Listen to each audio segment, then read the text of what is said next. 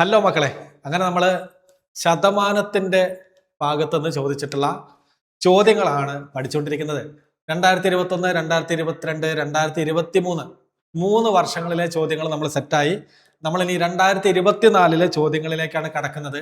കഴിഞ്ഞ 3 വർഷങ്ങളെ അപേക്ഷിച്ച് 2024 കുറച്ച് കൂടുതൽ ചോദ്യങ്ങൾ ചോദിച്ചിട്ടുണ്ട്. 25 ചോദ്യങ്ങളാണ് 2024 ചോദിച്ചിരിക്കുന്നത്. അപ്പൊ നമുക്ക് ഓരോന്നായിട്ട് പഠിക്കാം, പഠിച്ചു മുന്നേറാം. ഫസ്റ്റ് ക്വസ്റ്റ്യൻ, എയുടെ 30% അത് ബിയുടെ 20% തുല്യമാണ്. അങ്ങനെയാണെങ്കിൽ A plus B is to B minus A എത്ര എന്നാണ് കണ്ടുപിടിക്കേണ്ടത്. നമുക്ക് ചെയ്യാം. അപ്പൊ ചോദ്യത്തിൽ പറഞ്ഞിരിക്കുന്നു എയുടെ, നമ്മൾ എന്ത് ചെയ്യണടാ, ഉടെ അല്ലെങ്കിൽ ഇന്റെ കണ്ടാൽ അവിടെ കണ്ണും പൂട്ടി ഗുണിച്ചേക്കണം. എയുടെ 30% എന്ന് പറഞ്ഞാൽ 30/100. ഇതെന്തിനു തുല്യമാണ്? ബിയുടെ 20% തുല്യമാണ്. സമത്തിന്റെ അപ്പുറത്തും ഇപ്പുറത്തും ഒരുപോലെയുള്ളത് വെട്ടിക്കളയാം എന്ന് ഞാൻ പറഞ്ഞിട്ടുണ്ട്. അപ്പൊ ഈ ബൈ 100 അവിടെയും ഇവിടെയും ക്യാൻസൽ ആയി പോകുന്നു. 30 എന്ന് പറഞ്ഞാൽ 3 ഗുണം 10 അല്ലേ? അപ്പൊ ഇവിടത്തെ 10ഉം അപ്പുറത്തുള്ള 20 എന്ന് പറഞ്ഞാൽ 2 ഗുണം 10 അല്ലേ? അപ്പുറത്തുള്ള 10ഉം കട്ട് ചെയ്ത് കളയുന്നു. ഇതെന്തായി? 3 ഗുണം എ എന്നത് 2 ഗുണം ബിക്ക് തുല്യമാണ് എന്ന് കിട്ടി. ഇനി നോക്കിക്കടാ, ഈ ഒരു രൂപത്തിൽ കിട്ടിക്കഴിഞ്ഞാൽ നമ്മുടെ പരിപാടി പകുതി കഴിഞ്ഞു എന്ന് ഞാൻ പറഞ്ഞു. ഇനി എയുടെ വില എന്ന് പറയുന്നത് എന്തായിരിക്കും? തൊട്ടപ്പുറത്ത് കിടക്കുന്ന ബിയുടെ കൂടെ ചേർന്നിരിക്കുന്ന ആളായിരിക്കും. അപ്പൊ എയുടെ വില ഇവിടെ 2ഉം ബിയുടെ വില എന്തായിരിക്കും? ബിയുടെ വില എന്ന് പറയുന്നത് 3ഉം ആയിരിക്കും. ഓക്കെ, അപ്പൊ നമുക്ക് ഇതിന്ന് കിട്ടി എ എന്നത് 2, ബി എന്നത് 3. അപ്പൊ നമ്മളോട് കണ്ടുപിടിക്കാൻ പറഞ്ഞിരിക്കുന്നത് എന്താ? കണ്ടുപിടിക്കാൻ പറഞ്ഞിരിക്കുന്നത് A plus B is to B minus A. ഇവരുടെ തുകയും വ്യത്യാസവും തമ്മിലുള്ള അംശബന്ധമാണ് കണ്ടുപിടിക്കാൻ പറഞ്ഞിരിക്കുന്നത്. എയുടെ വില ബിയുടെ വില നമുക്ക് കിട്ടിക്കഴിഞ്ഞു. ഇനി ഈ ഇക്വേഷനിലേക്ക് ഇട്ട് കൊടുത്താൽ മതി, പരിപാടി അത്രയേ ഉള്ളൂ. എ എന്ന് പറഞ്ഞാൽ 2, ബി എന്ന് പറഞ്ഞാൽ 3 ഈസ് ടു ബി എന്ന് പറഞ്ഞാൽ 3, എ എന്ന് പറഞ്ഞാൽ 2. കഴിഞ്ഞു. ചെയ്താൽ 2, 3 കൂട്ടിയാൽ 5 ഈസ് ടു 3ൽ നിന്ന് 2 പോയാൽ 1. അങ്ങനെ നമ്മുടെ ഉത്തരം എന്താടാ? 5:1 എന്ന് കിട്ടും. 5:1 എവിടെ കിടക്കുന്നു? 5:1 ഓപ്ഷൻ ഡിയിൽ കിടക്കുന്നു. ക്ലിയർ അല്ലേ? ചെറിയ ചോദ്യമാണ്. നമുക്ക് രണ്ടാമത്തെ ചോദ്യത്തിലേക്ക് പോവാം. രണ്ടാമത്തെ ചോദ്യം ഇങ്ങനെ: എക്സ് എന്നത് വൈയുടെ 125%. എക്സ് പ്ലസ് വൈ കൂട്ടിയാൽ 90 കിട്ടും. അങ്ങനെയാണെങ്കിൽ എക്സിന്റെ 2 മടങ്ങ് അതിൽ നിന്ന് y കുറച്ചാൽ കിട്ടുന്ന മൂല്യം 2x മൈനസ് വൈന്റെ മൂല്യമാണ് ചോദിച്ചിരിക്കുന്നത്. അപ്പൊ നമുക്കിത് എക്സിന്റെയും വൈന്റെ വില ആദ്യം കണ്ടുപിടിക്കണം. ചെയ്യല്ലേ? ആദ്യം ഞാൻ പറഞ്ഞിട്ടുണ്ട്, ഇങ്ങനെ ഒരു ക്വസ്റ്റ്യൻ കിട്ടിക്കഴിഞ്ഞാൽ എടാ ഒന്നുമില്ല, ആ സാധനത്തിനെ കണക്കിന്റെ ഭാഷയിലേക്ക് മാറ്റിയാൽ പകുതി പരിപാടി കഴിഞ്ഞു. അപ്പൊ നമുക്ക് ആദ്യം ചെയ്യാം. എക്സ് എന്നത് എന്തിന് തുല്യമാണ്? വൈയുടെ. അപ്പൊ നമ്മൾ ഇൻറ്റു ഇട്ടു. എത്ര ശതമാനത്തിന്? 125% എന്ന് പറഞ്ഞാൽ എന്താണ്? 125/100. നമുക്ക് ചെറുതാക്കാലോ. 25 കൊണ്ട് ചെറുതാക്കിയാൽ 125ൽ എത്ര 25 ഉണ്ട്? 5 25 ഉണ്ട്. 100ലോ? 100ൽ 4 25. അപ്പൊ നമുക്ക് ഇക്വേഷൻ എങ്ങനെ കിട്ടും? എക്സ് എന്നത് 5 ഗുണം y ബൈ 4 എന്നതിന് തുല്യമാണ്. അപ്പൊ ഈ ഹരണം 4നെ നമുക്ക് എപ്പുറത്തേക്ക് തട്ടിയാൽ എന്തായി? അത് ഗുണനം 4 ആയി. അപ്പൊ 4x എന്നത് 5y തുല്യമാണ് എന്ന് കിട്ടി. ഇത്രയായാൽ ഞാൻ പറഞ്ഞു എക്സ് എന്നത് എന്താണ്? അപ്പുറത്ത് കിടക്കുന്ന 5ന് തുല്യമാണ്. 5 അല്ല, 5ന് ഇവിടെ ഒരു കോൺസ്റ്റന്റ് ഉണ്ട് കേട്ടോ, 5k എന്ന് ഞാൻ ഇവിടെ എഴുതുന്നു. y എന്നതോ? y എന്നത് ഇപ്പുറത്ത് കിടക്കുന്ന 4 എന്നതിനോട് ആനുപാതികമാണ്. അങ്ങനെ പറയുന്നത് ശരി, തുല്യമാണെന്നല്ല, ആനുപാതികമാണ് എന്ന് പറയുന്നത് ശരി. അപ്പൊ എക്സ് എന്നത് 5 യൂണിറ്റുകളും y എന്നത് 4 യൂണിറ്റുകളും എന്ന് നമുക്ക് കിട്ടും.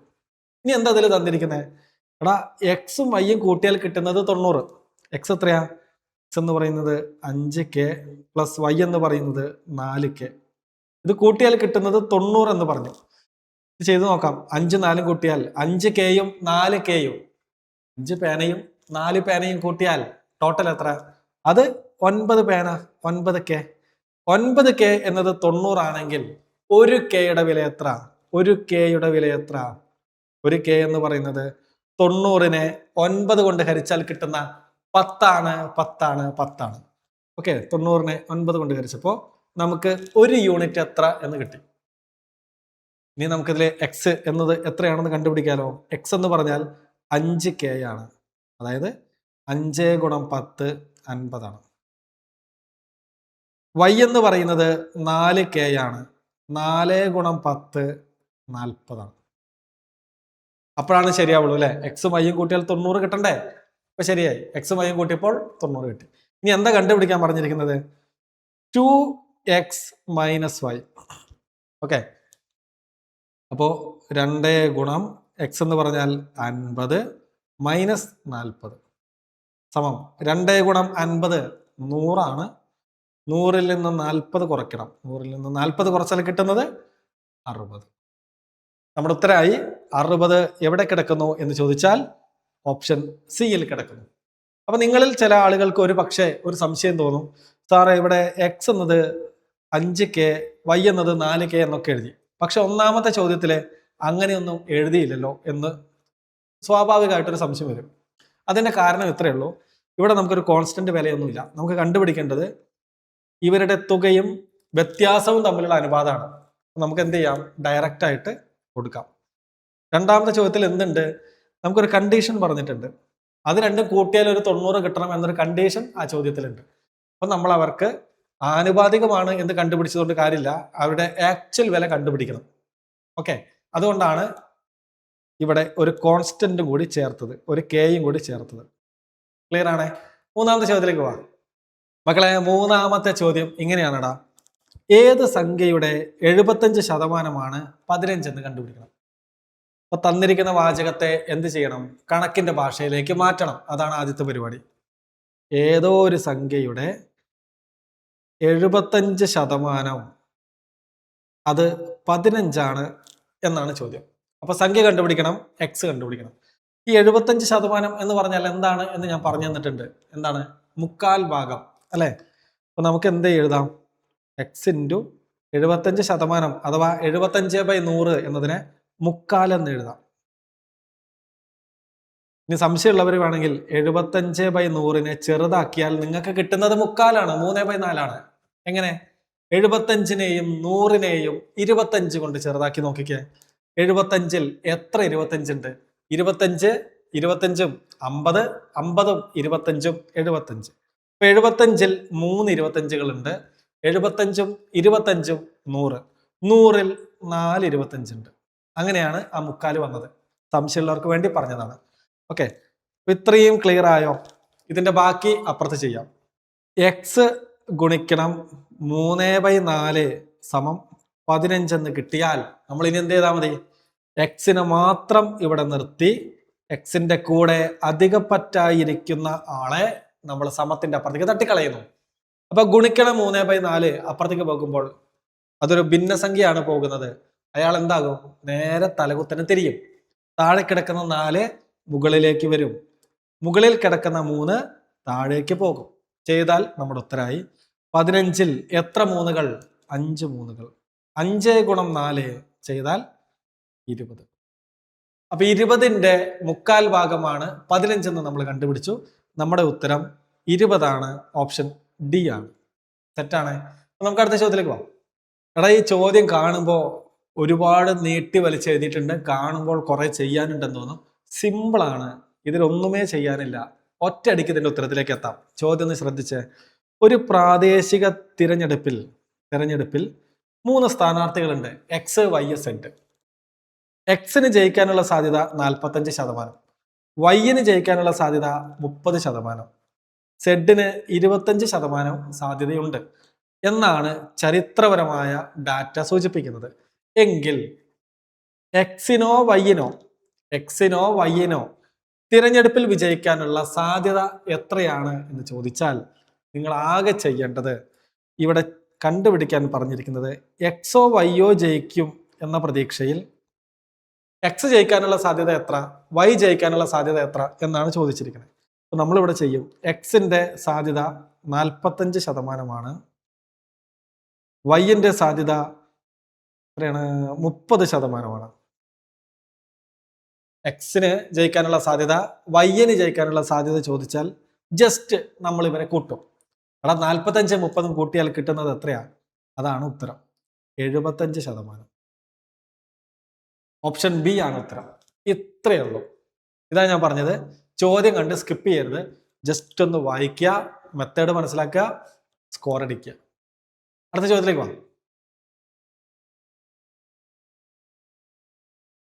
നിങ്ങൾ ഞാൻ വിചാരിക്കും ചിലപ്പോൾ നാലാമത്തെ ചോദ്യം സ്കിപ്പ് ചെയ്തല്ലോ എന്ന്. നാലാമത്തെ ചോദ്യം ഞാൻ ജസ്റ്റ് ഒന്ന് കാണിക്കാം. ചോദ്യം ഇങ്ങനെയാണ്: ഒരു ക്ലബിലെ വിവിധ കായിക ഇനങ്ങളെ ഇഷ്ടപ്പെടുന്നവരെ സൂചിപ്പിക്കുന്ന വൃത്ത ചിത്രമാണ് ചുവടെ കൊടുത്തിരിക്കുന്നത്. ഇതിൽ ക്രിക്കറ്റ് ഇഷ്ടപ്പെടുന്നവർ എത്ര ശതമാനമാണ്? ഇവിടെ നമുക്ക് ആ ചിത്രം മിസ്സിംഗ് ആണ്. അതുകൊണ്ടാണ് നാലാമത്തെ ചോദ്യം സ്കിപ്പ് ചെയ്തത് കേട്ടോ. നമുക്ക് ആറാമത്തെ ചോദ്യത്തിലേക്ക് പോവാം. മക്കളെ, ആറാമത്തെ ചോദ്യം ഇങ്ങനെയാണ്: എക്സിന്റെ മൂല്യം എന്ന് പറയുന്നത് വൈയുടെ മൂല്യത്തെക്കാൾ 25% കൂടുതലാണ്. ആ പറഞ്ഞതിനെ ആദ്യം ഒന്ന് എഴുതാം. ഞാനിവിടെ ഇതിൽ ആർക്കാ മൂല്യം കൂടുതൽ? എക്സിന്റെ മൂല്യത്തിനാണ് കൂടുതൽ അല്ലെ? വൈ എത്രയാണോ ഉള്ളത് അതിനേക്കാൾ 25% കൂടുതലാണ് എക്സിന്റെ വില എന്നാ പറഞ്ഞിരിക്കുന്നത്. അപ്പൊ വൈ ആണ് ചെറുത്. വൈ എന്നത് ഞാനിവിടെ 100 എന്ന് എടുത്താൽ എക്സ് എന്നത് എത്രയായിരിക്കും? എക്സ് എന്നത് എത്രയാണ്? 125 അല്ലേ? വൈനേക്കാൾ 25% കൂടുതൽ എന്ന് പറഞ്ഞാൽ നമ്മൾ ആ 100ന്റെ കൂടെ ഒരു 25 കൂടി കൂട്ടി 125 എന്ന് എഴുതുന്നു. അപ്പൊ വൈ എന്ന് പറയുന്നത് 100ഉം എക്സ് എന്ന് പറയുന്നത് 125ഉം. ഇത്രയും സെറ്റാണോ? ഇനി എന്താ പറഞ്ഞിരിക്കുന്നത്? വൈയുടെ മൂല്യം എക്സിനെ ബേസ് ചെയ്തിട്ടാണ് ചോദ്യം കേട്ടോ. എക്സിനെ അടിസ്ഥാനമാക്കിയിട്ടാണ് ചോദ്യം. എക്സിനേക്കാൾ എത്ര ശതമാനം കുറവാണ്? നമ്മൾ ഈ ടൈപ്പ് ഒക്കെ ചെയ്തിട്ടുള്ളതാണ്. അപ്പൊ കുറവ് ശതമാനമാണ് ചോദിച്ചിരിക്കുന്നത്. അപ്പൊ ഇവർക്കിടയിലുള്ള വ്യത്യാസത്തെ വലുത് കൊണ്ട് ഹരിക്കും അല്ലെ? അല്ലെങ്കിൽ എന്തിനെയാണോ ബേസ് ചെയ്ത് ചോദിച്ചിരിക്കുന്നത് അതുകൊണ്ട് ഹരിക്കും. ഇവിടെ എക്സിന്റെ വിലയാണ് ചോദിച്ചിരിക്കുന്നത്. എക്സിന്റെ വിലയെ അടിസ്ഥാനമാക്കിയിട്ടാണ് ചോദിച്ചത്. അപ്പൊ നമ്മൾ എക്സിന്റെ വിലയാണ് താഴെ എഴുതുന്നത്. ശതമാനത്തിൽ കാണേണ്ടത് കൊണ്ട് നമ്മൾ ഇതിനെ 100 കൊണ്ട് ഗുണിക്കും. ഇതാണ് നമ്മൾ ചെയ്യുന്നത്. അപ്പൊ എന്താണ് ഇവര് തമ്മിലുള്ള വ്യത്യാസം? 100 125 ആകാൻ എന്ത് ചെയ്തു? 25 കൂടിയത്. അല്ലെങ്കിൽ 125ഉം 100ഉം തമ്മിലുള്ള വ്യത്യാസം എന്ന് പറയുന്നത് 25. അപ്പൊ ഇവർക്കിടയിലുള്ള വ്യത്യാസം 25. നമ്മൾ അതാണ് മുകളിൽ എഴുതുന്നത്. എക്സിന്റെ വില നമ്മൾ കണ്ടുപിടിച്ചു. വൈനേക്കാൾ 25% കൂടുതലാണ്. വൈ 100 ആണെങ്കിൽ എക്സ് 125. അപ്പൊ ഇവിടെ 125 × 100. ഓക്കെ, ഇനി ചെറുതാക്കാം. 25നെയും 125നെയും ചെറുതാക്കാം 25 കൊണ്ട്. 25ൽ എത്ര 25? ഒരു 25. 125ലോ 5 25. ഇവിടെ 1/5 ഗുണം 100 എന്നായി. ഇനിയോ ഈ 100നെയും 5നെയും ചെറുതാക്കാം. 100ൽ എത്ര 5 എന്ന് ചോദിച്ചാൽ 100ൽ 20 5കൾ. അങ്ങനെ നമ്മുടെ ഉത്തരം കിട്ടി 20% കുറവ്. 20% കുറവ് എന്ന് ഉത്തരം കിട്ടും. ഓപ്ഷൻ സി ആണ് നമ്മുടെ ശരിയായ ഉത്തരം. അടുത്ത ചോദ്യത്തിലേക്ക് പോവാം. മക്കളെ, ഏഴാമത്തെ ചോദ്യം: 9ന്റെ 26%, 15ന്റെ 42% കൂട്ടിയാൽ 27ന്റെ x% കിട്ടും എങ്കിൽ എക്സിന്റെ വില കണ്ടുപിടിക്കണം. അപ്പൊ നമുക്കിതിനെ കണക്കിന്റെ ഭാഷയിലേക്ക് മാറ്റാം. 9ന്റെ 26% പ്ലസ് 15ന്റെ 42% എന്ന് പറയുന്നത് 27ന്റെ x%. x/100. ഇത്ര എഴുതിയോ? ഇനി എക്സിന്റെ വില കണ്ടുപിടിക്കാൻ പറഞ്ഞാൽ നമ്മൾ എന്ത് ചെയ്യൂടാ? എക്സിനെ മാത്രം ഇവിടെ നിർത്തും. ബാക്കി ഗുണിക്കണം 27ഉം ഹരിക്കണം 100ഉം നമ്മൾ അപ്പുറത്തേക്ക് തട്ടും. അപ്പൊ അവിടെ ഓൾറെഡി ആരുണ്ട്? 9 × 26/100 പ്ലസ് 15 × 42/100 ഉണ്ട്. അതിന്റെ കൂടെ ഇത് ഇപ്പുറത്തേക്ക് വന്നാൽ 100/27 100/27 എന്ന് വരും. ഓക്കെ, ഇത് ക്ലിയർ ആയോ? ഇനി നമുക്ക് ചെയ്യാം. അപ്പൊ ഇതുവരെ നമ്മൾ എത്തി. ഇനി ഇവിടുന്ന് അങ്ങോട്ട് നമ്മൾ ചെയ്യാൻ പോവാണ്. 9 ഗുണം 26 ചെയ്താൽ 234 എന്ന് കിട്ടും. പ്ലസ് ഒരേ ഛേദാണ്, രണ്ടിന്റെയും താഴെ കിടക്കുന്നത് 100 ആണ്. അപ്പൊ മുകളിലുള്ളവരെ ഗുണിച്ച് കൂട്ടിയാൽ മതി. 15 ഗുണം 42 ചെയ്താൽ 42 10കൾ ചേർന്നാൽ 420. 42 5കൾ ചേർന്നാൽ 420ന്റെ പകുതി 210. അപ്പോ 630 എന്ന് കിട്ടും. By 100 into 100/27. ഓക്കെ, സമം 234ഉം 630ഉം കൂട്ടിയാൽ കിട്ടുന്നത് 864. 864/100 ഇൻറ്റു 100/27. ഈ 100ഉം ഈ 100ഉം ക്യാൻസലായി. 864 ഹരിക്കണം 27 എന്നെത്തി. നമ്മൾ നോക്കുകയാണ്, എടാ ഈ 7 4 ആകണം. 7നെ ഏത് സംഖ്യ കൊണ്ട് ഗുണിച്ചാലാണ് ഒറ്റയുടെ സ്ഥാനത്ത് 4 വരിക? അപ്പൊ നമ്മൾ 7നെ 2 കൊണ്ട് ഗുണിച്ചാൽ 14 ആണ്, അതിൻ്റെ ഒറ്റയുടെ സ്ഥാനത്ത് 4 ആണ്. നമുക്ക് മനസ്സിലായി. അപ്പൊ നമുക്ക് മനസ്സിലായി 27നെ ഗുണിക്കേണ്ട സംഖ്യയുടെ അവസാനത്തെ ഡിജിറ്റ് 2 ആയിരിക്കും. എങ്കിലാണ് ഉത്തരത്തിന്റെ അവസാനത്തെ ഡിജിറ്റ് 4 ആയിട്ട് വരുള്ളൂ. 32 കൊണ്ട് ചെയ്തു നോക്കാം. 32 കൊണ്ട് ചെയ്തു നോക്കിയാൽ 27 ഗുണം 32, 27 ഗുണം 30 ചെയ്താൽ 3 7 21, 2 2 3 6 2 8, 810 കിട്ടും. 27 ഗുണം 2 ചെയ്താൽ 27ന്റെ ഇരട്ടി എന്ന് പറയുന്നത് 54 ആണ്. കൂട്ടിയാൽ 864. ഇങ്ങനെയാണ് ചെയ്യാം. അപ്പോൾ 864ൽ എത്ര 27 ഉണ്ട്? 32 27 ഉണ്ട്. സോ നമ്മുടെ ഉത്തരം എക്സിന്റെ വില എന്ന് പറയുന്നത് 32 ആണ്. മക്കളെ, ഇതൊക്കെ ഞാൻ നിങ്ങൾക്ക് ഡീറ്റെയിൽ ആയിട്ട് പറയുന്നത് കാൽക്കുലേഷൻ ചെയ്യുന്ന രീതി പലരും പല തരത്തിലായിരിക്കും. അപ്പോൾ കാൽക്കുലേഷൻ ഒന്ന് സ്പീഡാകാനും പെട്ടെന്ന് ഉത്തരത്തിലേക്ക് എത്താനും എങ്ങനെയാണ് ഞാൻ ചിന്തിക്കുന്നത് എന്ന് ഒരു എക്സാം ഹാളിൽ ഇരുന്ന് ചിന്തിക്കുന്ന ഒരു കുട്ടിയെ പോലെ ആലോചിച്ചിട്ടാണ് ഞാനിവിടെ കാണിച്ചത്. സോ നിങ്ങൾക്കിത് ലാഗിങ് ആയി തോന്നുകയാണെങ്കിൽ ജസ്റ്റ് സ്കിപ്പ് ചെയ്യുക, അടുത്ത ചോദ്യത്തിലേക്ക് പോവാം. ഓക്കെ, ഇപ്പൊ മനസ്സിലായി എന്ന് വിചാരിക്കുന്നു. 8ാമത്തെ ചോദ്യത്തിലേക്ക് നമുക്ക് പോവാം. 8ാമത്തെ ചോദ്യം ഇങ്ങനെ: ഒരു പരീക്ഷയിൽ 40% വിദ്യാർത്ഥികൾ ഇംഗ്ലീഷിലും 53% ആളുകൾ മാത്സിലും പരാജയപ്പെട്ടു. ചേട്ടാ, ഈ മാത്സിന്റെ ചോദ്യ പേപ്പറിൽ പോലും മാത്സിൽ പരാജയപ്പെടുന്നവരുടെ കണക്കാണല്ലോ. എന്താ ചെയ്യാല്ലേ? ഓക്കെ, കണ്ടുപിടിക്കേണ്ടത് 2 വിഷയങ്ങളിലും 15% പേര് തോറ്റിട്ടുണ്ടെങ്കിൽ, 2 വിഷയങ്ങളിലും 15% പേര് തോറ്റിട്ടുണ്ട്. ഇംഗ്ലീഷിൽ തനിച്ച് 53 പേര് തോറ്റിട്ടുണ്ട്. മാത്സിൽ തനിച്ച് എത്ര പേര്? ഇംഗ്ലീഷിൽ തനിച്ച് 40% പേർ തോറ്റിട്ടുണ്ട്. മാത്സിൽ തനിച്ച് 53% ആളുകൾ തോറ്റിട്ടുണ്ട്. ഇംഗ്ലീഷിനേക്കാൾ വളരെ കൂടുതലാട്ടോ മാത്സിൽ തോറ്റവരുടെ ശതമാനം. ഈ 2 വിഷയത്തിലും ഇംഗ്ലീഷിലും മാത്സിലും തോറ്റവർ എത്ര ശതമാനം? 15%. അങ്ങനെയാണെങ്കിൽ 2 വിഷയങ്ങളിലും വിജയിച്ചവരുടെ ശതമാനം എത്ര?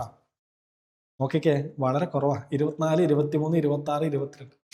ഒരു കണക്കധ്യാപകന്റെ രോദനം. ഓക്കെ, നമുക്കിത് ചെയ്യാം. ഈ ടൈപ്പ് നമ്മൾ ചെയ്തിട്ടുണ്ട്. ക്രിക്കറ്റിന് ഇഷ്ടപ്പെടുന്നവര്, ഫുട്ബോളിന് ഇഷ്ടപ്പെടുന്നവര്, 2 ഇഷ്ടപ്പെടുന്നവര്, അങ്ങനെയാണെങ്കിൽ ഇഷ്ടപ്പെടാത്തവരുടെ എണ്ണം എന്നൊക്കെ ചോദിച്ച് നമ്മളൊരു ടൈപ്പ് ചെയ്തിട്ടുണ്ട്. ഓർക്കുന്നുണ്ടോ? ഇതെങ്ങനെ ചെയ്യണം? ഇംഗ്ലീഷിൽ തോറ്റവര് 40, മാത്സിൽ തോറ്റവര് അവര് 53%. അപ്പൊ ടോട്ടൽ എത്രയാ? ഇവരുടെ ടോട്ടലിൽ നിന്ന് 2ലും തോറ്റവരുടെ ശതമാനം കുറയ്ക്കണം. അതാ നമ്മൾ ചെയ്യുന്നല്ലേ. ഇപ്പോൾ ഇവരുടെ ടോട്ടൽ 93%. ഇതിൽ നിന്ന് എന്ത് കുറയ്ക്കണം? 2ലും തോറ്റവരുടെ എണ്ണം കുറയ്ക്കണം, ശതമാനം കുറയ്ക്കണം. 15 കുറയ്ക്കണം. ഓക്കെ, 8 7. അപ്പൊ 78% ആളുകൾ ഇംഗ്ലീഷിലും മലയാളത്തിലും തോറ്റിട്ടുണ്ട്. 78% ആളുകൾ, 100 പേര് എഴുതിയിട്ടുണ്ടെങ്കിൽ അതിൽ 78 പേര് തോറ്റു. 78% എന്ന് പറഞ്ഞാൽ 100ൽ 78 പേര് തോറ്റു. അപ്പൊ എത്ര പേര് ജയിച്ചു? 100ൽ 78 പേര് തോറ്റെങ്കിൽ 100ൽ 22 പേരെ ജയിച്ചിട്ടുള്ളൂ, അല്ലെ? 100 - 78 ചെയ്താൽ നമുക്ക് 22 കിട്ടും. 22 പേരെ വിജയിച്ചിട്ടുള്ളൂ. എന്നാണാവോ ഇതിനൊക്കെ ഒരു മാറ്റം വരിക അല്ലെ? അപ്പൊ നമുക്ക് അടുത്ത ചോദ്യത്തിലേക്ക് പോവാം. മക്കളെ, അടുത്ത ചോദ്യം എങ്ങനെയാണ്? ഒരു സംഖ്യയുടെ 40% 160. അങ്ങനെയാണെങ്കിൽ ആ സംഖ്യയുടെ 30% എത്ര?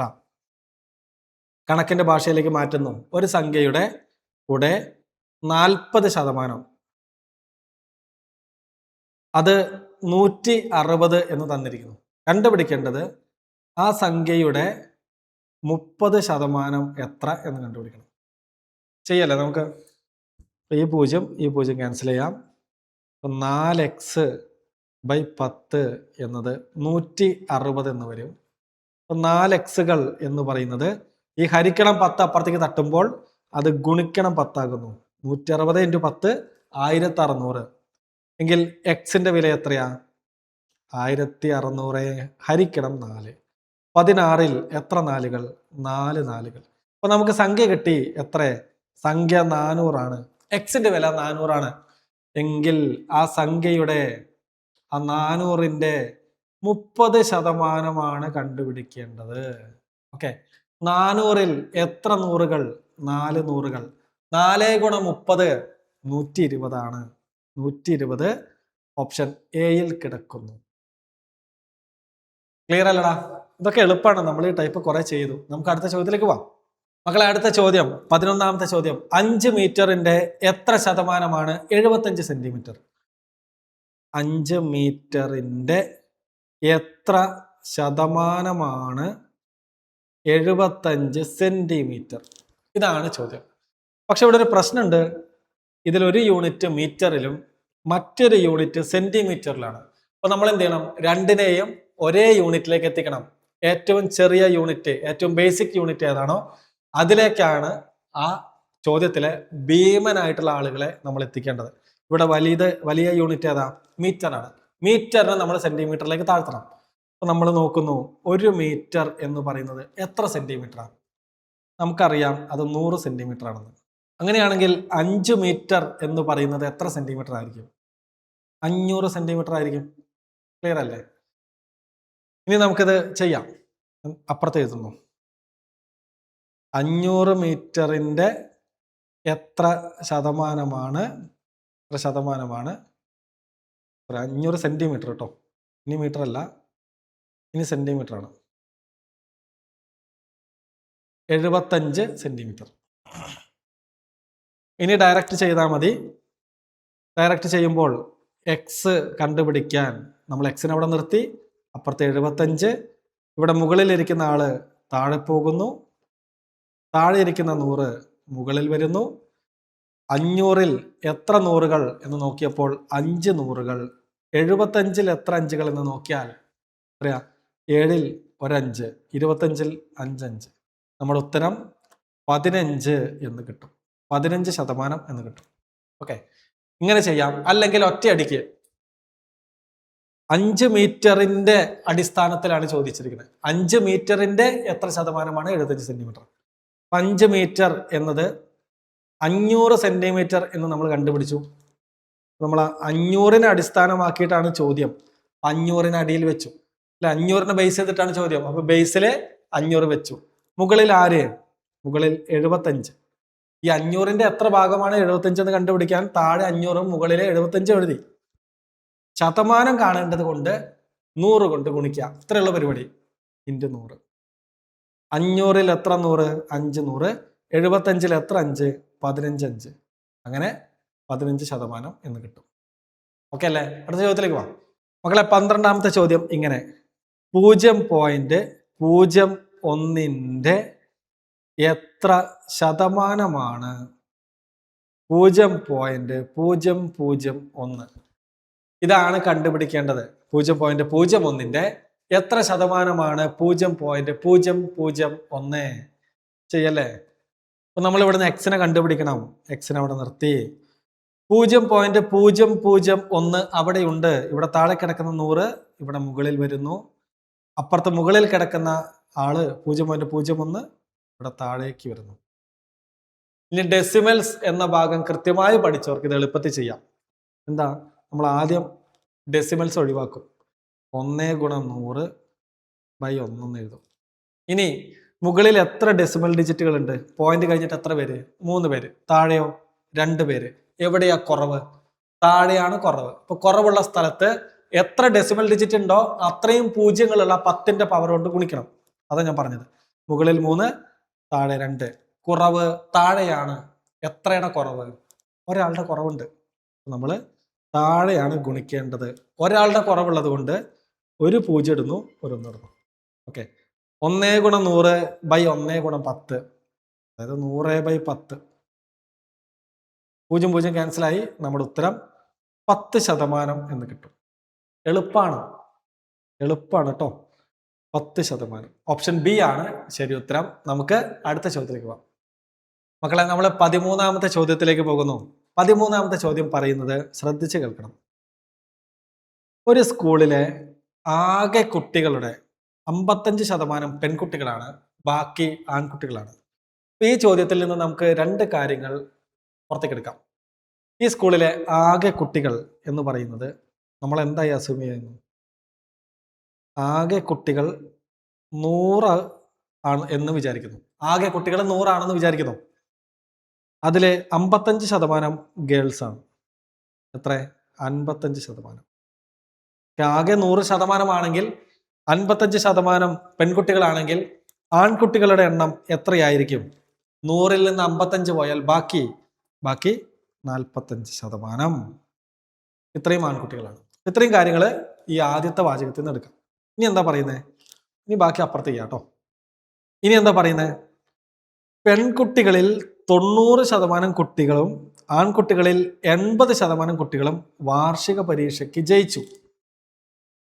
ആ സ്കൂളിൽ മൊത്തം 1600 കുട്ടികൾ ഉണ്ടെങ്കിൽ തോറ്റ കുട്ടികൾ എത്ര ശതമാനം എന്നാണ് കണ്ടുപിടിക്കേണ്ടത്.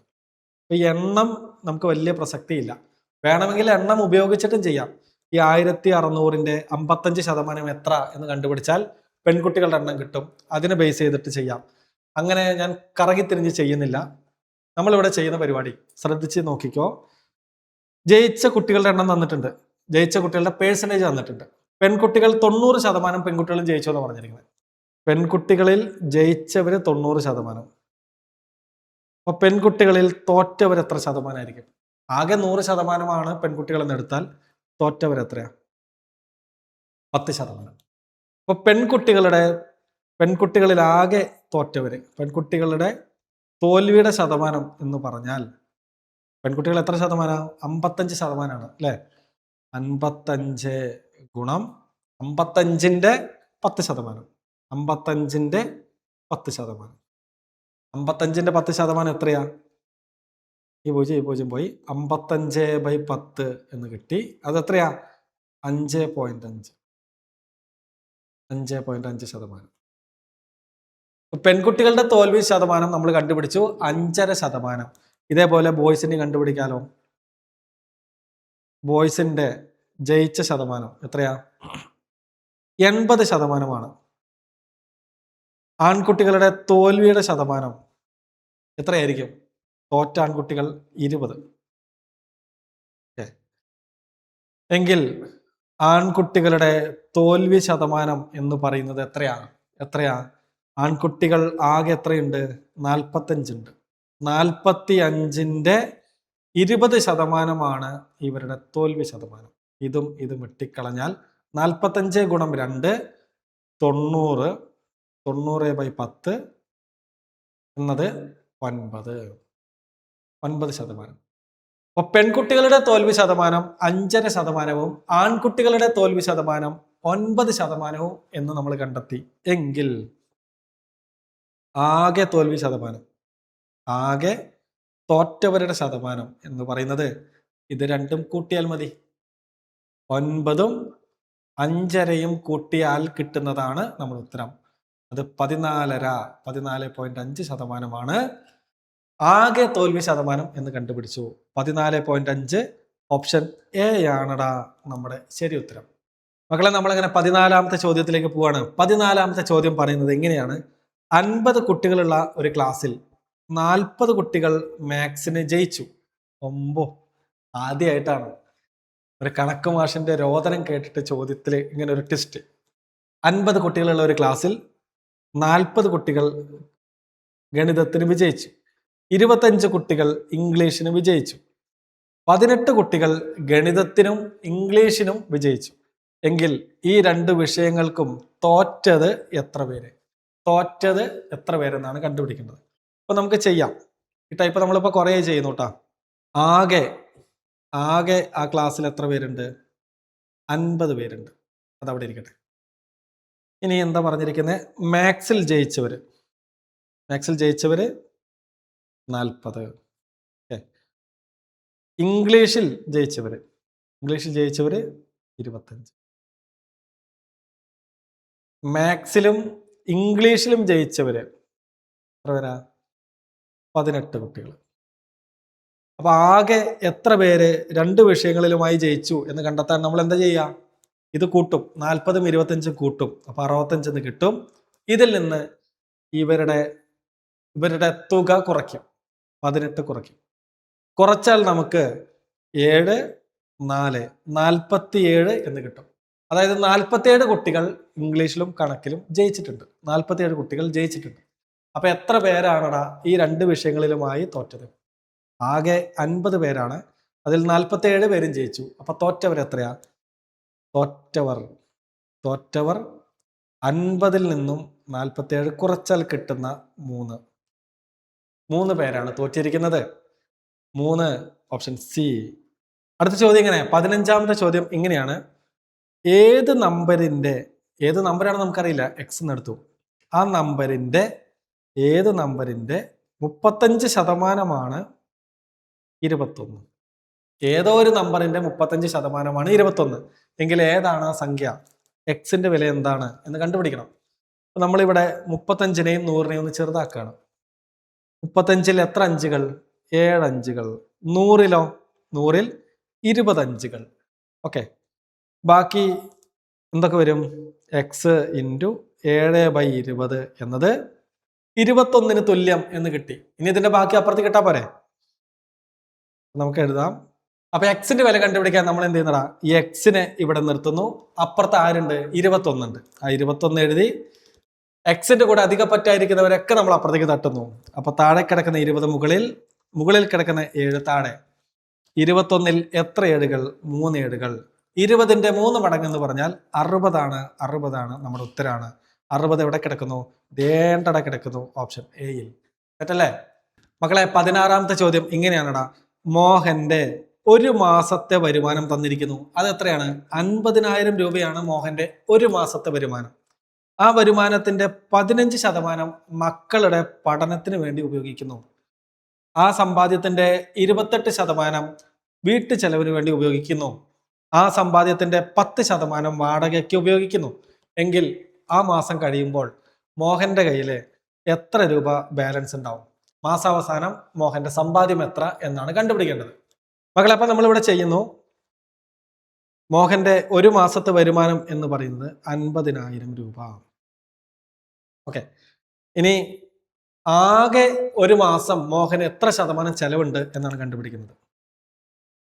പഠനത്തിന് വേണ്ടി 15, വീട്ടു ചെലവിന് വേണ്ടി 28, വാടകയ്ക്ക് വേണ്ടി 10. ഇത്രയാണ് മോഹന്റെ ചെലവ്. എത്രയാ? 53%. ഈ സമ്പാദ്യത്തിന്റെ 53% എന്താണ്? ചെലവാണ്. ഈ സമ്പാദ്യം എന്ന് പറയുന്നത് 100% പരിഗണിച്ചാൽ അതിൽ 53% ചെലവാക്കിയാൽ ബാക്കി എത്ര ശതമാനം ഉണ്ടാകും? ആകെ 100% ഉള്ളത്. അതിൽ 53% പോയി. ബാക്കി എത്ര എന്ന് ചോദിച്ചാൽ 100ൽ നിന്ന് 53 കുറയ്ക്കും. അപ്പൊ നമുക്ക് എത്ര കിട്ടും? 47% എന്ന് കിട്ടും. ഇതാണ് മാസാവസാനം മോഹന്റെ കയ്യിലുള്ള സമ്പാദ്യം. ഇനി എന്ത് ചെയ്താൽ മതി? ഈ 50,000ന്റെ 47% കണ്ടാൽ മതി. ഓക്കെ, ഈ 100ഉം ഈ 2 0 ക്യാൻസൽ ചെയ്തു. 500 ഗുണിക്കണം 47 ചെയ്താൽ നമ്മുടെ ഉത്തരായി. ഒരു സംഖ്യേനെ 5 കൊണ്ട് ഗുണിക്കാനുള്ള എളുപ്പവഴി ഞാൻ പറഞ്ഞു. അപ്പോ 31 ഗുണം 5 ആണെങ്കിൽ നമ്മൾ എന്ത് ചെയ്യും? ഈ ഗുണിക്കേണ്ട സംഖ്യയുടെ കൂടെ ഒരു 0 ചേർക്കും. 31ന്റെ കൂടെ ഒരു 0 ചേർക്കും. എന്നിട്ട് പകുതി എടുക്കും. 310ന്റെ പകുതി 300ന്റെ പകുതി 150, 10ന്റെ പകുതി 5. അപ്പൊ 310ന്റെ പകുതി 155. ഇതാണ് ഉത്തരം. ഓക്കെ. ഇനി 50 കൊണ്ട് ഗുണിക്കാനോ? 31നെ 50 കൊണ്ട് ഗുണിക്കാൻ വിചാരിക്കുക. ഈ സംഖ്യ എഴുതും. എത്ര പൂജ്യം എഴുതും? 5 ആണെങ്കിൽ ഒരു പൂജ്യം, ഇവിടെ ഒരു പൂജ്യം കൂടി ഉണ്ട്. നമ്മൾ 2 പൂജ്യം. ഓക്കെ. 3100ന്റെ പകുതിയാണ് നമ്മൾ ഉത്തരമായിട്ട് പരിഗണിക്കുക. 3000ന്റെ പകുതി 1500, 100ന്റെ പകുതി 50. അപ്പൊ 1550 എന്ന് കിട്ടും. ഇനി 500 ആണെങ്കിലോ? 31 ഗുണം 500 ആണെങ്കിലോ എത്ര പൂജ്യം ഇടണം? 31ന്റെ കൂടെ എത്ര പൂജ്യം ഇടണം? 5 ആണെങ്കിൽ ഒരു പൂജ്യം, കൂടെ 2 പൂജ്യങ്ങൾ കൂടി. അപ്പൊ മൊത്തത്തിൽ എത്ര പൂജ്യം? 3 പൂജ്യം ഇടണം. 31,000ന്റെ പകുതി. എടാ 30,000ന്റെ പകുതി എത്രയാ? 30,000ന്റെ പകുതി 15,000 ആണ് അല്ലെ? 1000ന്റെ പകുതി 500. 15,500 ആയിരിക്കും. ഇനി 5000 ആണെങ്കിൽ നമ്മൾ 4 പൂജ്യം ഇടും. 50,000 കൊണ്ടാണ് കുടിക്കണമെങ്കിൽ 5 പൂജ്യം ഇടും. ഇങ്ങനെ ഇടയ്ക്കിടയ്ക്ക് കുറുക്ക് വഴികളായിട്ട് പറഞ്ഞുതരാം. ഇവിടെ എന്താ? 47നെയാണ് 500 കൊണ്ട് ഗുണിക്കുന്നത്. നമ്മൾ 47 എഴുതി. എത്ര പൂജ്യം? 5 ആണെങ്കിൽ ഒരു പൂജ്യം മസ്റ്റായിട്ട് ഇടണം, കൂടെ 2 പൂജ്യം കൂടി ഉണ്ട്. അപ്പൊ മൊത്തത്തിൽ 3 പൂജ്യം. മൊത്തത്തിൽ 3 പൂജ്യം. അപ്പൊ 47,000 എന്ന് കിട്ടി. 47,000ന്റെ പകുതി കാണണം. 47,000ന്റെ പകുതി എത്ര? 40,000ന്റെ പകുതി 20,000. 7,000ന്റെ പകുതി 3,500. നമ്മുടെ ഉത്തരായി. 23,500 രൂപയാണ് മോഹന്റെ കയ്യില് മാസാവസാനം ബാക്കി ഉണ്ടാവുക. 23,500 രൂപ. ഓപ്ഷൻ ഡി 23,500 രൂപ. സെറ്റായാലോ? നമുക്ക് അടുത്ത ചോദ്യത്തിലേക്ക് പോവാം. മക്കളെ, 17ാമത്തെ ചോദ്യം ഇങ്ങനെയാണ്. 75ന്റെ 20% 180ന്റെ 45% അവ തമ്മിൽ കൂട്ടിയാൽ കിട്ടുന്ന തുക കണ്ടുപിടിക്കണം. ഓക്കെ. അപ്പൊ നമുക്ക് കൂട്ടാം. 75ന്റെ 20% അതിന്റെ കൂടെ കൂട്ടണം എന്ത്? 180ന്റെ 45%. ഓക്കെ. നമുക്ക് ചെറുതാക്കാം ആദ്യം. ഈ പൂജ്യം കട്ട് ചെയ്ത് പോയി. 10ൽ എത്ര രണ്ടുകൾ? 5 രണ്ടുകൾ. 75ൽ എത്ര അഞ്ചുകൾ? 15 അഞ്ചുകൾ. 15 അഞ്ചുകൾ. അപ്പൊ ഈ ഒരു സൈഡ് മൊത്തത്തിൽ വെട്ടിപ്പോയി, 15 മാത്രമേ ബാക്കിയുള്ളൂ. ഇനി ഇവിടെ നോക്കാം. ഇത് പോയി. 45ൽ എത്ര അഞ്ചുകൾ? 9 അഞ്ചുകൾ. 10ൽ 2 അഞ്ചുകൾ. 18ൽ എത്ര രണ്ടുകൾ? 9 രണ്ടുകൾ. അപ്പൊ ബാക്കി ഇവിടെ 9 ഗുണം 9, അതായത് 81 മാത്രമേ ഉള്ളൂ. ഈ സൈഡിൽ 15 പ്ലസ് 9 ഗുണം 9 81. 15ഉം 81ഉം കൂട്ടിയാൽ കിട്ടുന്നത് 96. ഓപ്ഷൻ ബി ആണ് നമ്മുടെ ഉത്തരം. ഇത്രയേ ഉള്ളൂ കേട്ടോ ചോദ്യങ്ങളൊക്കെ. ഒന്ന് മനസ്സിരുത്തി പഠിച്ച് സെറ്റായി കഴിഞ്ഞാൽ പിന്നെ ചട്ടപ്പെട്ട എന്ന് പറഞ്ഞ് ചെയ്യാൻ കഴിയും. അടുത്ത ചോദ്യത്തിലേക്ക് പോലെ മക്കളെ, 18ാമത്തെ ചോദ്യം. ഒരു വൃത്തത്തിന്റെ ആരം 50% വർദ്ധിപ്പിച്ചാൽ വിസ്തീർണത്തിൽ എത്ര ശതമാനം വർധനവുണ്ടാകും?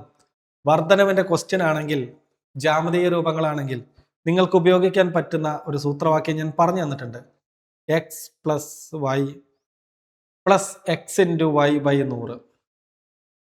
എന്താണ് x, എന്താണ് y? ഉണ്ടായിരിക്കുന്ന വർധനവാണ്. ഓക്കെ. 50% വർധനവ്. വൃത്തത്തിന്റെ ആരത്തിലാണ് വർധനവ്.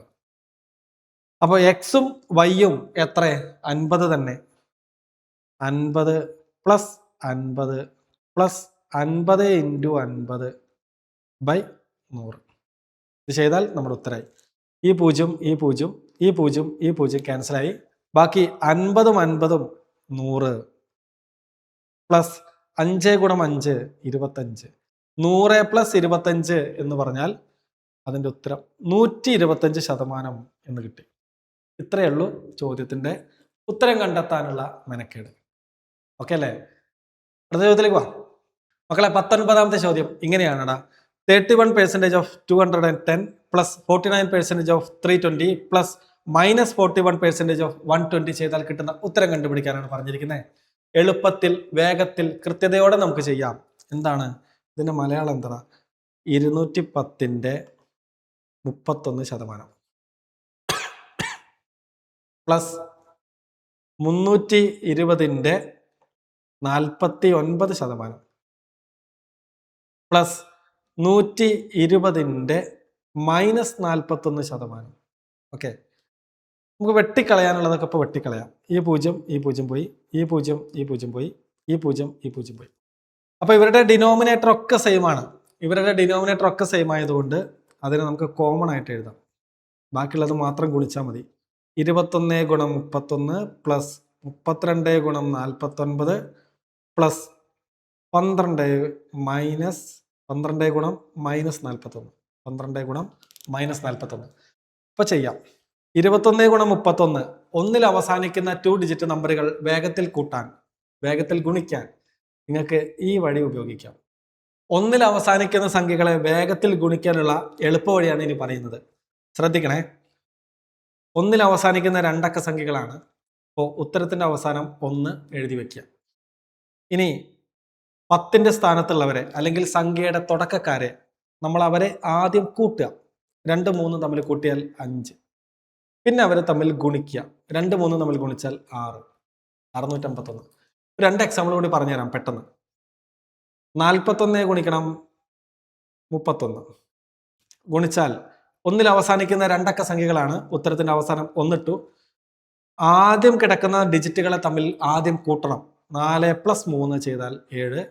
പിന്നെ ഇവരെ തമ്മിൽ ഗുണിക്കണം. 4 ഗുണം 3 ചെയ്താൽ 12. 1271. 51 ഗുണം 61 പെട്ടെന്ന് ചെയ്യാം. ഒന്നിൽ അവസാനിക്കുന്ന 2 അക്ക സംഖ്യകളാണ്. സോ ഉത്തരത്തിന്റെ അവസാനം 1 ഇട്ട് വെച്ചു. ആദ്യം ഇവരെ തമ്മിൽ കൂട്ടണം. 5ഉം 6ഉം കൂട്ടിയാൽ 11 ആണ്. ഇവിടെ കൊണ്ടുപോയിട്ട് 11 എഴുതരുത്, ഒറ്റ ഡിജിറ്റ് എഴുതാൻ പാടുള്ളൂ. 11ൽ 1 മാത്രം എഴുതുക, ബാക്കി 1 ശിഷ്ടമായി മനസ്സിൽ വെക്കുക. ഇനി ഇവരെ തമ്മിൽ ഗുണിക്കുക. 5 ഗുണം 6 ചെയ്താൽ 30 ആണ്. 30ന്റെ കൂടെ മനസ്സിൽ വെച്ച ശിഷ്ടമായ 1 കൂടി ചേർത്താൽ 31. ഇതാണ് ഉത്തരം. ക്ലിയർ? ജസ്റ്റ് പറഞ്ഞു എന്നല്ലോ കേട്ടോ, നിങ്ങൾക്ക് എപ്പോഴെങ്കിലൊക്കെ ഉപകാരപ്പെടും. അപ്പൊ 21 ഗുണം 31 ചെയ്തപ്പോൾ നമ്മുടെ ഉത്തരം കിട്ടിയത് 651 ആണ്. പ്ലസ് 32 ഗുണം 49 ചെയ്താൽ നമുക്ക് കിട്ടുന്നത് 1568 ആണ്. പ്ലസ് 12 ഗുണം -41 ചെയ്താൽ കിട്ടുന്നത് നെഗറ്റീവ് ഉത്തരമായിരിക്കും. 12, 41 തമ്മിൽ ഗുണിച്ചാൽ 492 ആയിരിക്കും ഉത്തരം. ബൈ 10. ഓക്കെ, ഇനി ഇത് നമുക്ക് സോൾവ് ചെയ്യാം. ഇവിടെ പ്ലസും മൈനസും ഒരുമിച്ച് വന്നിട്ടുണ്ട്. വ്യത്യസ്ത ചിഹ്നങ്ങൾ ഒരുമിച്ച് വന്നാൽ എന്ത് ചേർക്കണം എന്ന് ഞാൻ പറഞ്ഞിരിക്കുന്നത്. വ്യത്യസ്ത ചിഹ്നങ്ങൾ ഒരുമിച്ച് വന്നാൽ ആ 2 ചിഹ്നങ്ങളെയും മാറ്റി അവിടെ മൈനസ് ഇടണം എന്ന് ഞാൻ പറഞ്ഞിട്ടുണ്ട്. അപ്പൊ നമ്മൾ ഇവരെ സോൾവ് ചെയ്യുന്നു. 651ഉം 1568ഉം കൂട്ടുന്നു, അതിൽ നിന്ന് 492 കുറയ്ക്കുന്നു. അങ്ങനെ ചെയ്യുമ്പോൾ നമുക്ക് കിട്ടുന്ന ഉത്തരം 1568ഉം 651ഉം കൂട്ടിയാൽ കിട്ടുന്നത് 9, 16, 6, 22. അപ്പൊ 2219 മൈനസ് 492 ബൈ 10 എന്ന് കിട്ടും. 2219 നിന്ന് 492 കുറച്ചാൽ 7, 2, 21, 4 പോയാൽ 17. 1727 ബൈ 10 എന്ന് കിട്ടും. 1727 ബൈ 10 ചെയ്താൽ താഴെ ഒരു 0. അപ്പോൾ മുകളിലിരിക്കുന്ന ആൾ എഴുതുന്നു, ഒരു സ്ഥാനം നീക്കി കുത്തിടുന്നു. നമ്മുടെ ഉത്തരം 172.7 എന്ന് കിട്ടും. 172.7. ഓപ്ഷൻ ബി ആണ് നമ്മുടെ ഉത്തരം. മക്കളെ, 20ാമത്തെ ചോദ്യം ഇങ്ങനെയാണ്. ഒരു സംഖ്യയുടെ, ആ സംഖ്യ ഏതാണ് നമുക്കറിയില്ല, അതിനെ നമ്മൾ എക്സ് എന്ന് എടുത്തു. ആ സംഖ്യയുടെ മുക്കാൽ ഭാഗം എന്ന് പറഞ്ഞാൽ എത്രയാ? 3/4 ആണ് അല്ലെ? ആ സംഖ്യയുടെ മുക്കാൽ ഭാഗത്തിന്റെ, വീണ്ടും നമ്മൾ ഗുണിക്കുന്നു, 1/3 അതിന്റെ അല്ലെ, 1/3 വീണ്ടും ഗുണിക്കുന്നു, 5/4 40%, 40/100. ഇതെത്രയാണ്? 60 ആണ്. എങ്കിൽ ഏതാണ് സംഖ്യ? എക്സിന്റെ വില എന്താണെന്നാണ് ചോദ്യം. നമ്മളിത് സോൾവ് ചെയ്താൽ മതി. ഞാനിത് അപ്പുറത്തേക്ക് എഴുതാം, നമുക്ക് ഒരുമിച്ച് ചെയ്യാം. ഓക്കെ, നമ്മളത് ഇവിടെ എഴുതിയിരിക്കുന്നു. നമുക്കിനി സോൾവ് ചെയ്യല്ലേ. വെട്ടിക്കളയാനുള്ളതൊക്കെ അറഞ്ചം പുറഞ്ചം വെട്ടിക്കളഞ്ഞാൽ നമ്മുടെ പരിപാടി പകുതി കഴിഞ്ഞു. ദേ മുകളിൽ ഒരു 3, താഴെ ഒരു 3 വെട്ടിക്കളയാം. മുകളിൽ ഒരു 4, താഴെ ഒരു 4 വെട്ടിക്കളയാം. 40-ൽ എത്ര അഞ്ചുകൾ? 8 അഞ്ചുകൾ കഴിഞ്ഞു. ഇനി മുകളിൽ ആരേ ഉള്ളൂ? ഒന്നുണ്ടായിട്ട് പ്രത്യേകിച്ച് കാര്യമൊന്നുമില്ല. ഇവിടെ ആരേ ഉള്ളൂ? 8ഉം ഒരു എക്സും. 8 എക്സുകൾ. താഴെയോ? താഴെ ഒരു 100.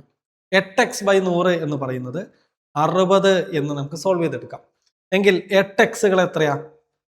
8 എക്സുകൾ അല്ലെങ്കിൽ എക്സ് ഡയറക്റ്റ് കണ്ടുപിടിക്കാം അല്ലെ, എന്തിനെങ്ങനെ വളഞ്ഞു ചെയ്യണേ. അപ്പൊ എക്സ് എന്നത് അപ്പുറത്ത് 60 ഉണ്ട്, താഴെ ഇരിക്കുന്ന 100 മുകളിൽ പോകുന്നു, മുകളിൽ ഇരിക്കുന്ന 8 താഴെ പോകുന്നു. 60 × 100 ചെയ്താൽ നമുക്ക് 60 ഇടാം, 2 0 6000 എന്ന് കിട്ടും. 6000-നെ 8 കൊണ്ട് ഹരിച്ചാൽ മതി. 60-ൽ എത്ര എട്ടുകൾ? 60-ൽ എത്ര എട്ടുണ്ടാ? 7 8 56 ആണ്. അപ്പൊ 60-ൽ നിന്ന് 56 പോയാൽ ബാക്കി 4 അപ്പുറത്തുള്ള 0-ന്റെ ഒപ്പം ചേരുന്നു, 40 ആകുന്നു. 40-ൽ എത്ര എട്ടുണ്ട്? 40-ൽ 5 എട്ടുകൾ. അപ്പൊ നമ്മുടെ ഉത്തരായി എന്താണ്? 7 5 ഒരു 0. 750 ആണ് ആ സംഖ്യ. 750 ഓപ്ഷൻ എയിൽ കിടക്കുന്നു. അതാണ് നമ്മുടെ ശരിയായ ഉത്തരം. നമുക്ക് നേരെ അടുത്ത ചോദ്യത്തിലേക്ക് പോവാം. അവിടെ 21ാമത്തെ ചോദ്യം വളരെ എളുപ്പമുള്ളത്. ഒരു ചതുരത്തിന്റെ നീളവും വീതിയും 20% വർദ്ധിപ്പിക്കുന്നു, അതിന്റെ പരപ്പളവ് എത്ര ശതമാനം വർദ്ധിക്കും എന്ന് ചോദിച്ചാൽ യൂസ് ചെയ്യേണ്ട ഇക്വേഷൻ മറന്നു പോകരുത്, മാറിപ്പോകരുത്. x + y + x × y/100. ഇവിടെ എക്സും വൈയും എത്രയാടാ? 20 തന്നെ. ആ വില കൊടുത്താൽ മതി. ഓക്കെ, 20 + 20 + 20 × 20/100. ഈ 0 ഈ 0 ഈ 0 ഈ 0 വെട്ടിക്കളയാം. ബാക്കി 20ഉം 20ഉം 40 + 2 × 2 4 ചെയ്താൽ 44% വർധനവ് എന്ന് കിട്ടും. 44% ഓപ്ഷൻ ബിയിൽ കിടക്കുന്നതാണ് നമ്മുടെ ശരിയായ ഉത്തരം. 22ാമത്തെ ചോദ്യത്തിലേക്ക് പോവാം മക്കളെ. 22ാമത്തെ ചോദ്യം ഇങ്ങനെയാണടാ.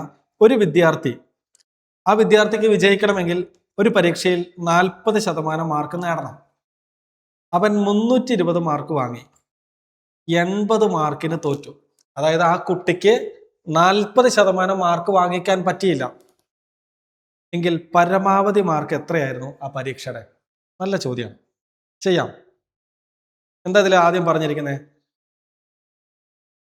പാസ് മാർക്ക് എന്ന് പറയുന്നത് 40%. ആ കുട്ടി എത്ര മാർക്ക് വാങ്ങി? ആ കുട്ടി 320 മാർക്ക് വാങ്ങി. അത് 40%-ലേക്ക് എത്തിയില്ല. എത്തിയിരുന്നെങ്കിൽ അയാൾ ജയിച്ചേനെ. ആ കുട്ടി തോറ്റു. എന്തുകൊണ്ട്? 80 മാർക്ക് കുറവാണ് അവ വാങ്ങിയത്. 80 മാർക്ക് കുറവാണ്. 40%-ലേക്ക് എത്താൻ ഒരു 80 മാർക്കും കൂടി വേണമായിരുന്നു. എങ്കിൽ 40%, ആ പരീക്ഷയുടെ 40% എത്രയാ? 40% എത്രയാ? എടാ, അവൻ വാങ്ങിച്ച 320-ന്റെ കൂടെ ഈ കുറവുള്ള 80ഉം കൂടി ചേരുമ്പോൾ കിട്ടുന്നതല്ലേ? ആ ലോജിക്ക് മനസ്സിലായില്ലേ? അവൻ 320 മാർക്കാണ് പരീക്ഷയിൽ വാങ്ങിച്ചത്. 80 മാർക്കും കൂടി വാങ്ങിച്ചിരുന്നെങ്കിൽ അവൻ ആ പാസ് മാർക്കായ 40%-ലേക്ക് എത്തിയേനെ. അവൻ എത്താൻ പറ്റിയില്ല. 80 മാർക്ക് കുറവാണ് അവൻ വാങ്ങിച്ചിരിക്കുന്നത്. അതുകൊണ്ടാണ് അവൻ തോറ്റുപോയത്. അപ്പൊ 40% മാർക്ക് നമ്മൾ കണ്ടുപിടിച്ചു. 320ഉം 80ഉം കൂട്ടിയാൽ കിട്ടുന്നത് 400 ആണെന്ന്. എങ്കിൽ 100% എത്രയാ? 100% ആ പരീക്ഷയുടെ പരമാവധി മാർക്ക് എത്രയാണെന്ന് എങ്ങനെ കണ്ടുപിടിക്കും? ഒന്നുകിൽ നമുക്ക് ക്രോസ് ചെയ്യാം, അല്ലെങ്കിൽ എടാ 40 400 ആകാൻ നമ്മൾ എന്താ ഇവിടെ ചെയ്തത്? × 10 ആണ് ചെയ്തത്. അപ്പൊ 100-നെയും 10 കൊണ്ട് ഗുണിച്ചാൽ നമ്മുടെ ഉത്തരായി. ഉത്തരം 1000. 1000 ഓപ്ഷൻ ബിയിൽ കിടക്കുന്നു. നമ്മൾ അടുത്ത ചോദ്യത്തിലേക്ക് പോകുന്നു. 23ാമത്തെ ചോദ്യം ഇങ്ങനെയാണടാ. The value of x is 25% more than the value of y. Then the value of y is less than the value of x by. ചോദ്യം ഇങ്ങനെയാണടാ. എക്സിന്റെ വില വൈയിനേക്കാൾ 25% കൂടുതലാണ് എങ്കിൽ വൈയുടെ വില എക്സിനേക്കാൾ എത്ര ശതമാനം കുറവാണ് എന്ന് കണ്ടുപിടിക്കണം. എത്ര ശതമാനം കുറവ്? നമ്മൾ ചെയ്യുന്ന പരിപാടി വളരെ സിമ്പിളായ പരിപാടി. എന്താണ്? കുറവ് ശതമാനമാണ് കണ്ടുപിടിക്കേണ്ടത്. നമുക്ക് അപ്പുറത്ത് ചെയ്യാം. ഇവിടെ ചെറിയ സംഖ്യ y ആണ് അല്ലെ, വലിയ സംഖ്യ x ആണ്. അപ്പൊ നമ്മൾ y-നെ 100 എന്ന് പരിഗണിച്ചാൽ x എത്രയാ? x y-നേക്കാൾ 25% കൂടുതലാണ്. അപ്പോൾ 125 ആണ് x. ഓക്കെ, അപ്പൊ ഇവർക്കിടയിലുള്ള വ്യത്യാസം എന്ന് പറയുന്നത് 25 ആണ്. ഇത്രയും കിട്ടിയോ? ഇനി നമ്മൾ എന്താ ചെയ്യുക? കണ്ടുപിടിക്കേണ്ടത് എന്താ? y എന്നത് എക്സിനേക്കാൾ എത്ര കുറവ്, എക്സിനേക്കാൾ എത്ര ശതമാനം കുറവ്? എക്സിനെ അടിസ്ഥാനമാക്കിയാണ് ചോദ്യം. എക്സിനെ അടിസ്ഥാനമാക്കിയാണ് ചോദ്യം. എക്സ് ആണ് അടിയിൽ. എന്തിനെ അടിസ്ഥാനമാക്കിയാണോ നമ്മൾ ചെയ്യുന്നത് അത് അടിയിൽ. ഇവിടെ എക്സിനെ അടിസ്ഥാനമാക്കിയാണ് ചോദിച്ചിരിക്കുന്നത്. എക്സ് ആണ് അടിയിൽ. മുകളിലോ? മുകളിൽ ഇവരുടെ വ്യത്യാസം. ശതമാനം കാണേണ്ടത് കൊണ്ട് നമ്മൾ 100 കൊണ്ട് ഗുണിക്കും. ഓക്കെ, 25 ബൈ എക്സ് എന്ന് വെച്ചാൽ 125 ഗുണിക്കണം 100. ചെറുതാക്കിയാൽ 25 എന്ന് പറഞ്ഞാൽ 125, 125 എന്ന് പറഞ്ഞാൽ 525. 100-ൽ എത്ര അഞ്ചുകൾ? 20 അഞ്ചുകൾ. സോ 20% കുറവ് എന്ന് നമുക്ക് ഉത്തരം കിട്ടും. നമ്മുടെ ഉത്തരം 20%. ഓപ്ഷൻ സി ആണ് നമ്മുടെ ശരിയായ ഉത്തരം. അടുത്ത ചോദ്യത്തിലേക്ക് പോലെ മക്കളെ, 24ാമത്തെ ചോദ്യം ഇങ്ങനെയാണടാ. 2000-ൽ ഒരു സാധനത്തിന്റെ വില 25% വർദ്ധിച്ചു. അത് 2001-ലോ 40% വർദ്ധിച്ചു. 2002-ൽ 30% കുറഞ്ഞു. 2003-ന്റെ തുടക്കത്തിൽ ആ സാധനത്തിന്റെ വില എന്ന് പറയുന്നത് 980 രൂപയാണ് എന്ന് തന്നിട്ടുണ്ട്. അങ്ങനെയാണെങ്കിൽ 2000-ന്റെ തുടക്കത്തിൽ ആ സാധനത്തിന്റെ വില എത്രയാണെന്നാണ് കണ്ടുപിടിക്കേണ്ടത്. ചെയ്യാം. ഈ ചോദ്യം ചെയ്യുമ്പോൾ നിങ്ങളൊന്ന് ശ്രദ്ധിച്ചിരിക്കണം. ഇവിടെ നമുക്ക് തന്നിരിക്കുന്നത് 2003-ന്റെ തുടക്കത്തിലുള്ള വിലയാണ്. 2003-ന്റെ തുടക്കത്തിലുള്ള വിലയാണ്. അപ്പൊ ഞാൻ 2003 വരെ എത്ര ശതമാനം വർദ്ധിച്ചു, അതിന്റെ വില ഏകദേശം എത്രയാണ് എന്നതിലേക്ക് എത്തുകയാണ്. നമ്മളിവിടെ ചെയ്യുന്നത് ബേസ് എന്നത് 100 എടുക്കുന്നു. ഒരു അടിസ്ഥാന വില 100 എടുത്താലുള്ള ഗുണം എന്താണെന്ന് നിങ്ങൾക്ക് അറിയാലോ. കൂട്ടാനും കുറയ്ക്കാനും ഗുണിക്കാനൊക്കെ പെട്ടെന്ന് ചെയ്യാം. ശതമാനമാണ്, അതുകൊണ്ട് 100 എടുക്കുന്നതാണ് നല്ലത്. ബേസ് 100 എടുക്കുന്നു. ഇനി 2000-ൽ എന്തുണ്ടായി? ആ സാധനത്തിന്റെ വില 25% കൂടി. 100-ന്റെ 25% എന്ന് പറഞ്ഞാൽ എന്താടാ? ആ 100-ന്റെ കൂടെ ഒരു 25 രൂപ കൂടി കൂടി. അപ്പൊ 125 രൂപയായി 2000-ൽ. ഇനി 2001-ലോ? 2001-ൽ 40% കൂടുന്നത്. ഏതിന്റെ? 125-ന്റെ.